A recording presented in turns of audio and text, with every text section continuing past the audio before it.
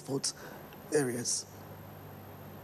All right. I think the best thing is for federal government to pushing the effect of what's happening. It's happening in the global situation, and government must look at out for solution to actually solve it immediately.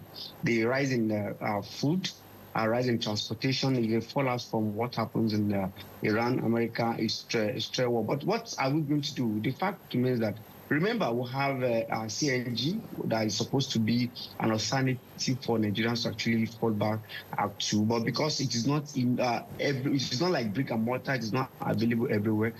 For me, I converted my car like a year ago, and for now, most people that use the CNG actually find it much more easier. So imagine if Nigeria the government actually injected more effort into it and make sure that it is readily available for every Nigerian. Then beyond that as well, the food inflation component needs to be looked at critically, because logistics is everything. And once there is price in cost of transportation, it's going to affect the supply chain. So government must look into it very well and support and create a kind of support for the logistics and supply chain, so that Nigerians can actually buy at a normal price and also sell to Nigerians at a price that is to maintain the status quo. That's what I think federal government should do as an immediate action to make sure that they actually think, because we have only seen about 0.32% increment. This will likely continue for the next 3 months if we don't actually put a stop to it. All right, now looking at this inflation rates, what are the concerns for Nigerians going forward? Should they be concerned? Should they be worried? Salaries are not going up, wages are not going up. So what should Nigerians look forward to with inflation? Definitely, it calls for worry, because that simply means that the purchasing power will actually reduce. The more disposable income will not be enough to actually cater to what we are.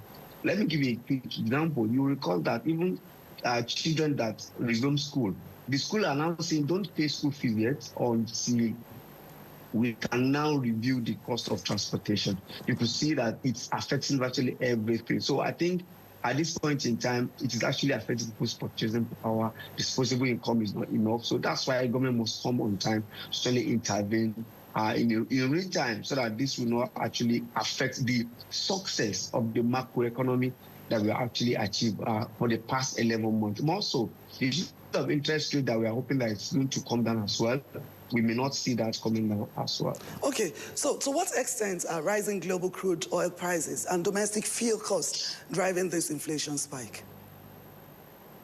Right, so sometimes it looks as if it's a contradiction, because Nigeria is supposed to be happy that we're having more money in terms of global oil price as an oil producing country. But the reverse is the case, simply because we do not have enough buffer, have enough domestic production to actually pushing the effect of the price. So it's a serious issue that Nigeria must. So some of us are actually advocate that government can also come in terms of supporting the crude they are giving to Dangote by actually giving him at the old price, maybe 70, 75, so that by the time he actually produces, he can also sell, at the rate of 900 or 1,000. This could be the solution that we can see going forward, because we don't know how long the war could be. We see they try to form a truce, but at times we also see that it is as if it is not what is achievable in the short term.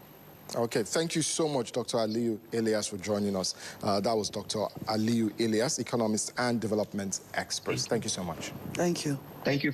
Thank you for having me. All right. Okay, if you just joined us, you're watching the News Hour on AIT. Coming up next is business. Stay with us.